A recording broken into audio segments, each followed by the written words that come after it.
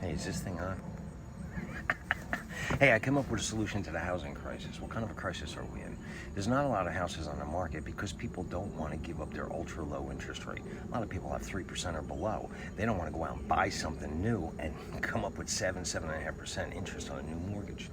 Buyers that were qualified at 3%, they can no longer even buy even close to the house they were going to before, because now we're at 7.5%, right? So I figured out, how can we solve this problem? Because it's a problem, it's a crisis.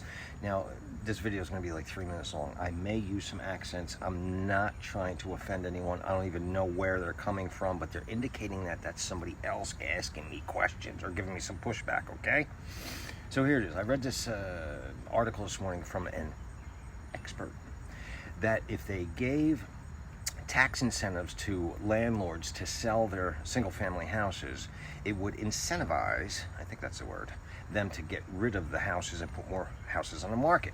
So more buyers can buy and people can move and cash starts flowing again. That might help a little bit, but mine is like mind-blowing. I come up with a lot of brainstorms, right? But I rarely, if ever, make a video about them.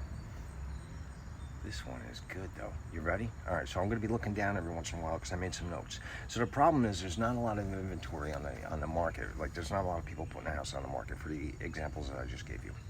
I'm going to give you, here's a real concrete example of why there's less buyers in the market. Before, when they were qualified at 3%, if you were getting a $400,000 mortgage compared to 7%, which I think they might be even higher today, you're going to pay $1,000 more on a mortgage payment.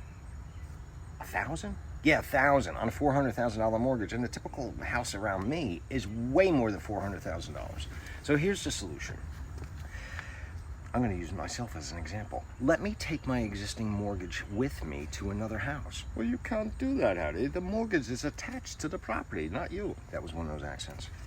Well, figure out a way, Mr. Expert Banker, to let me get going on another house. Let me take my 2.625% interest, $400,000 mortgage, and let me go buy another house and keep the existing mortgage. I don't know if that could be done, Hattie. Well, figure it out, all right? I know that there would be pushback from different mortgage companies and banks, but if you want to solve this, you're going to get a little more flexible. I'm thinking, like, if they could come up with a COVID vaccine in like 48 hours, untested, and approve it, they could probably come up with a solution for the housing crisis. All right, so that's the one. Let homeowners take their existing mortgage to a new house. That's going to put another house on the market. It's going to get cash flowing, shuffling around some paperwork. It could be done. All right, well, you don't like that one? That one's pretty good. That one's really good, actually. But here, I got even a, I was going to say better, but it's just as good. Let people start assuming people's mortgages. It's done already with VA mortgages.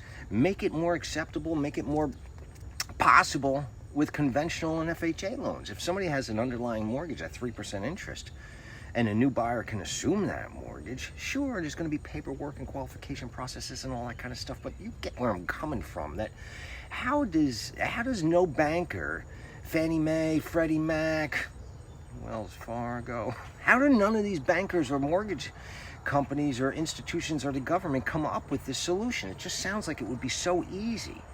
Let people take their current mortgage with them, or let buyers assume existing underlying mortgages that they are.